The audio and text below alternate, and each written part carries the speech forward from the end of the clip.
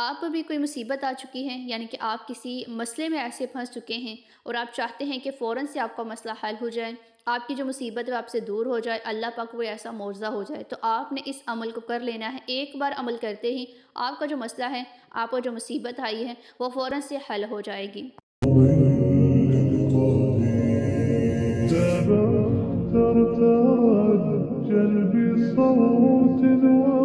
السلام علیکم ورحمۃ اللہ وبرکاتہ۔ امید ہے آپ سب خیر و فیت کے ساتھ ہوں گے۔ Welcome to my new Islamic video.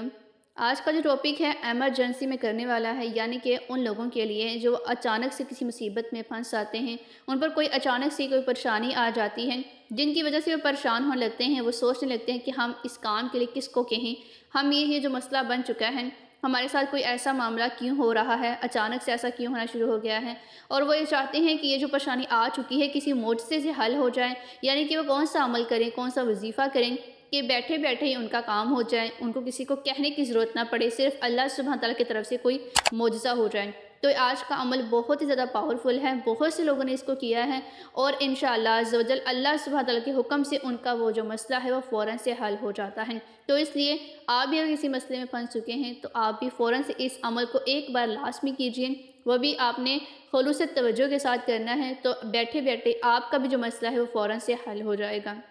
اس کا جو طریقہ کار ہے وہ میں آپ کے ساتھ شیئر کرنے جا رہی ہوں، تو آپ نے پہلے غور و توجہ سے اس عمل کو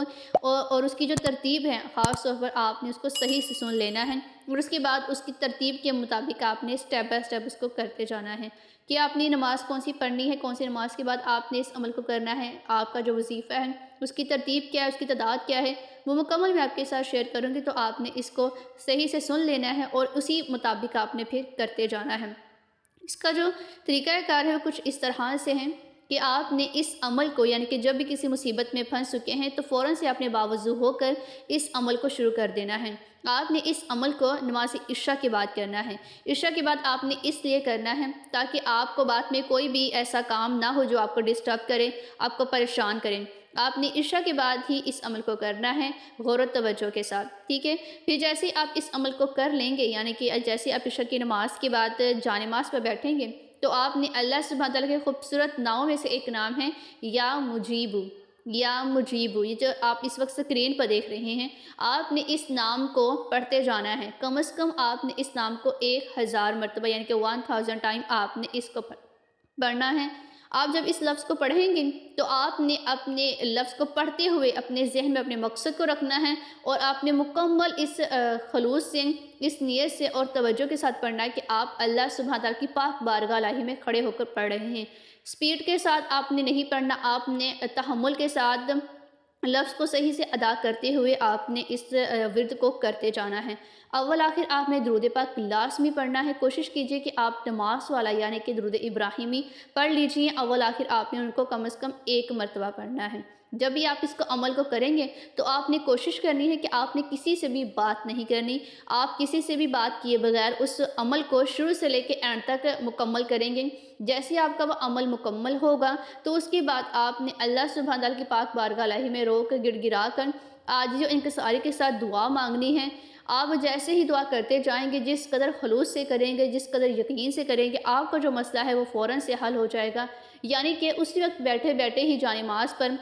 جیسے ہی آپ اپنے عمل کو مکمل کریں گے، دعا کریں گے، جس قدر خلوص سے، جس قدر یقین سے کریں گے، اسی وقت آپ کو علم ہو جائے گا کہ آپ پر جو مصیبت آئی ہے، آپ پر جو پریشانی ہے وہ فوراً سے حل ہو چکی ہے۔ آپ اس عمل کو خود بھی کر سکتے ہیں، اور اگر کوئی پرسن کسی اور کے لیے کرنا چاہتا ہے تو وہ تب بھی اس کے لیے کر سکتا ہے۔ لیکن جیسے کہ ہم پر کوئی مصیبت پریشانی آتی ہے اور ہم چاہتے ہیں کہ ہماری وہ پریشانی حل ہو جائے، تو بڑی کوشش ہماری یہ ہوتی ہے کہ وہ عمل جو ہے وہ ہم خود ہی کریں، کیونکہ جس قدر ہم خود یقین سے کرتے ہیں، جس قدر خود ہم نے خلوص سے توجہ کے ساتھ اس عمل کو کرنا ہوتا ہے، ہمیں یہ معلوم نہیں ہوتا کہ سامنے والا پرسن ہمارے لیے ویسے اس عمل کو کرے گا یا پھر نہیں۔ لیکن پھر بھی اگر آپ کسی سے عمل کروانا چاہتے ہیں تو تب بھی کوئی اور پرسن بھی آپ کے لیے عمل کر سکتا ہے، اگر آپ کسی مجبوری کے تحت اس عمل کو نہیں کر سکتے۔ اس کے علاوہ اگر آپ اس عمل کو کر سکتے ہیں تو کوشش کیجئے آپ اس عمل کو خود ہی کیجئے۔ کوئی انسان کسی کی مدد نہیں کر سکتا جب تک کوئی انسان خود اپنی کوشش نہیں کرتا۔ اللہ سبحانہ تعالیٰ کی پاک ذات ارشاد فرماتی ہے کہ اگر انسان کسی کام میں محنت کرتا ہے تو میں صرف اس کی کوشش مانگتا ہوں، نتیجہ اللہ سبحانہ تعالیٰ کی ذات دینے والی ہے۔ یعنی کہ آپ نے صرف کوشش کرنی ہے، آپ نے دعا کرنی ہے، یقین خلوص کے ساتھ وظیفہ کرتے جانا ہے۔ اللہ سبحانہ تعالیٰ کے حکم سے آپ کو اس کا جو نتیجہ ہے، اس کا جو معجزہ ہے، اسی وقت نظر آ جائے گا۔